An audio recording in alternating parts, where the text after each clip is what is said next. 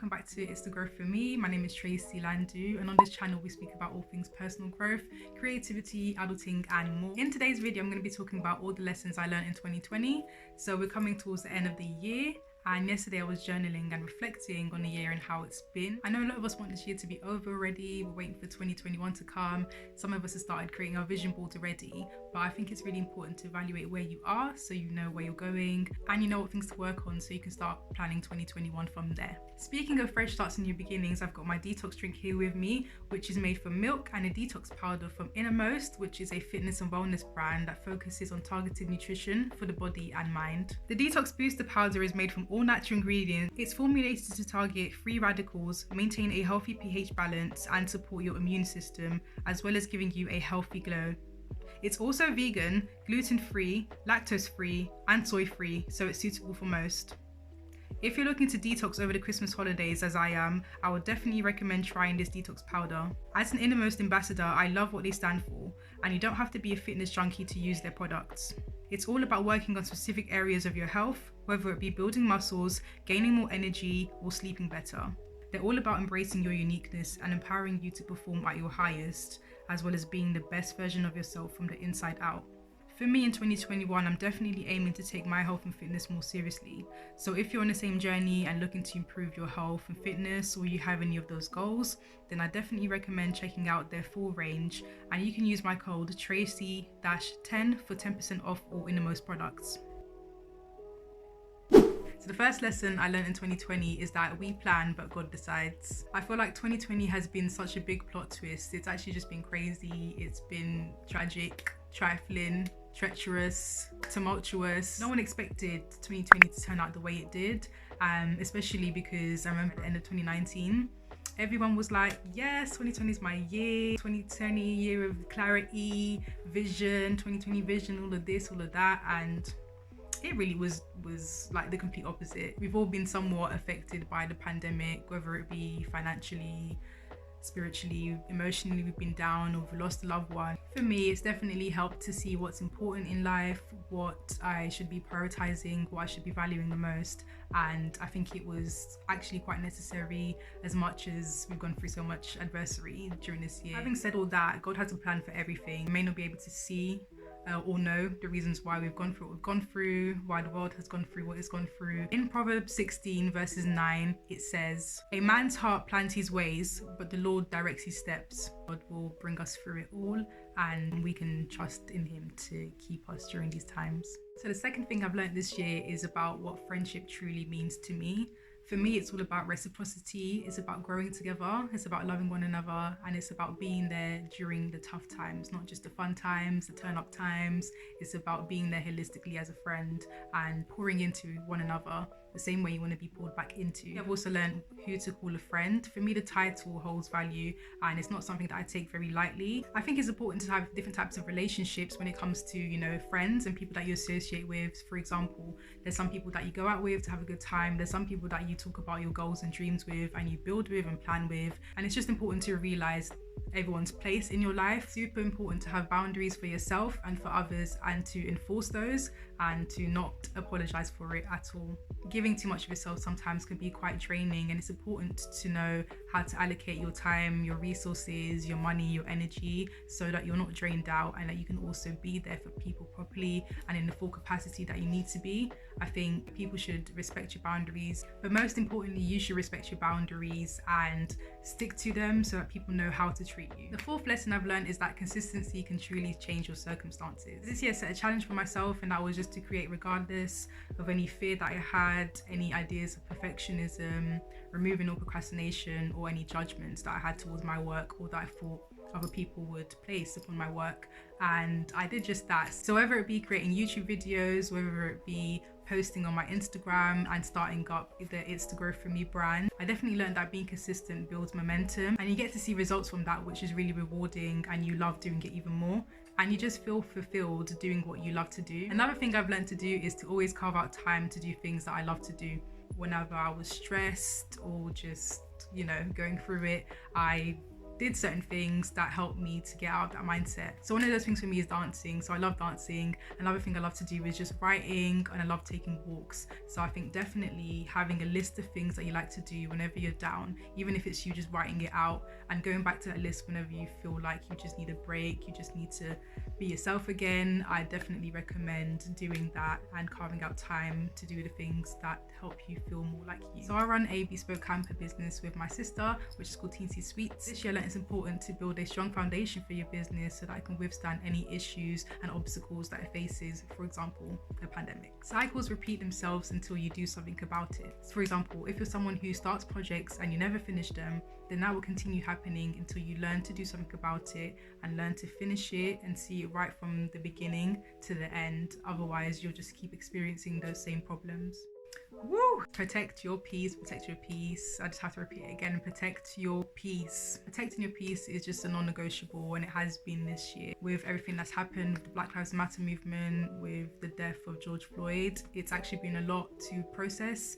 Even just hearing about all the deaths and coronavirus and this, that, and the third, it's been a lot, and it can take a toll on your mental health. At the end of the day, we're all human, and exposing yourself to so much traumatic information and news can be a lot to deal with. I don't think it's healthy to keep consuming so much negative news. Even if you want to stay in the know, it shouldn't be at the expense of your mind. It's okay to switch off sometimes. I definitely say that your thinking dictates the quality of your life. As much as it's something we don't want to hear and struggle to accept, the truth is that it is the truth. At the end of the day, it's important to adopt a growth mindset. Believe me, this year there was just times I didn't want to be positive. I just wanted to be in the mood that I was in. But I realized quickly that having a positive mind will help you think long term and think about where you want to be. And if you want to get there quicker, focus on where you want to go rather than looking back at where you've been. The 10th lesson I've learned this year is to just always do what's right for you. A lot of the times we can seek outside opinions on what to do in life and ask people what we should do, and if this is right, is this the right haircut, like is this the right clothing, is this the right decision I should make, when truly you know in yourself what you have to do for you. I would definitely say that I listened to my gut feeling much more, I listened to God more, I listened to the Holy Spirit more, and just made sure that the decisions I was making for myself were right for my current situation. Lesson number 11 is to only focus on what you can control. You know, you can't change people, and there's certain external factors that are just out of your control, but you can definitely control your behavior, you can control your thoughts, and you can control your action. Do not take anything personal until it's personal, and even then, don't take it personal. By that I mean, don't let it be so easy for things to just trigger you. Whether someone's acting weird and strange or off towards you, or whether someone's just taking long to reply to your message, or if someone just has a problem with you and you don't really know the reason why, or if you've posted about your new job or your new project that you're working on and you know someone doesn't support you that you thought would. People respond and operate based on where they're at in their lives. They may have been busy, they may not have seen your post. Lesson number 13 is just having peace with not having it all together or not knowing everything.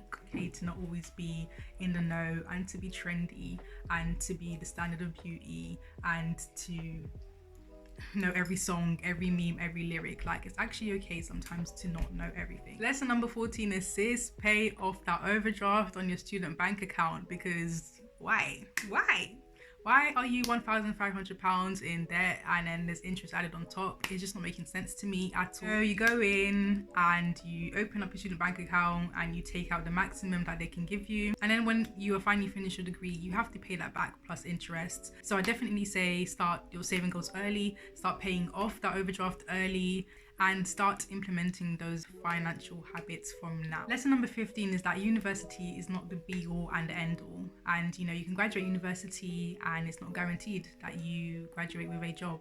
As we've seen in this pandemic, it's been really hard for young people to get employed. I think this year has been one of the worst rates of unemployment for 16 to 24-year-olds in a long time. And I think it just shows that, you know, university isn't always the be all and the end all. I think experience definitely is. It's important to hone your talents, your crafts, and work on any side hustles that you have from early on. Sometimes we're not encouraged to explore our entrepreneurial business sides when we're in academia, but I definitely think that 2020 has shown me it's important to just diversify yourself I'm not too sure who said this, but I heard someone say that when you graduate, you're at the bottom of the food chain. And when you start school, you're in reception, you go off to primary school, secondary school, then you do college or sixth form, and then you end up in university. But then when it comes to the real world, you are at the bottom. It goes university graduates, mid-level, senior, and so forth. When you finally start, your career, you're at the bottom and you're learning and you're growing and kind of navigating the real world. I think it's important that you acknowledge that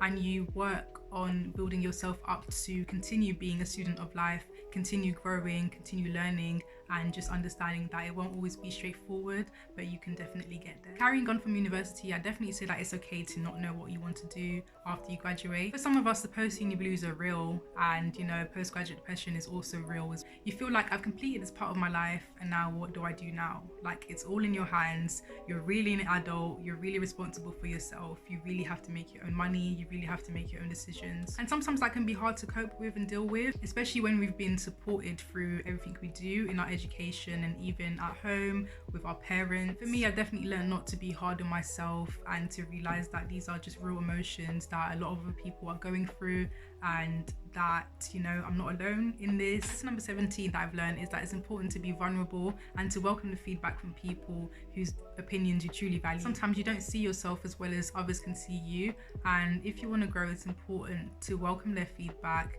as much as you may not want to hear some of the things that people have to say to you, just so that you know how to work on those weaknesses. Number 18 is to let go of everything that isn't serving you. Don't forget that you can reinvent yourself at any time, and if something isn't working for you in life, then you have the ability to switch up. And we get one life, and it's important to create the life that you want to live. Once you're an adult, you can do what you want to do. So if there's something you don't enjoy doing anymore, then feel free to let go and try something different. And if there's goals that you want to pursue, then absolutely go for it wholeheartedly. We all want to get paid for being ourselves and just want to manifest money and manifest all these amazing things, but at the end of the day, you have to provide value. The most fulfilling thing is actually giving back to people and making a difference in people's lives. And finally, the last lesson I learned is that you can be thankful and you can have gratitude no matter what is going on in your life. Even when things around you are not going to plan, being happy, being joyful, being grateful is absolutely a choice. In life, we have choices and we have free will. And if you know me personally, then you know that I always say nothing is by force. And it's true, because nothing is really by force. Everything is really a choice.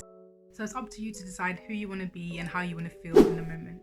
So those are my top 20 lessons for 2020. Please let me know what the biggest lesson you learned was in the comment section down below this year. I'm hoping to get another video up before the new year, but if I don't, I just want to wish you a Merry Christmas and a Happy New Year. Don't forget to keep your head up, guys. We made it through 2020. Some of us thought we wouldn't, but we're here now. We have to be grateful. So I can't wait to see you guys in the next video, and don't forget to like and subscribe, and I will see you guys later.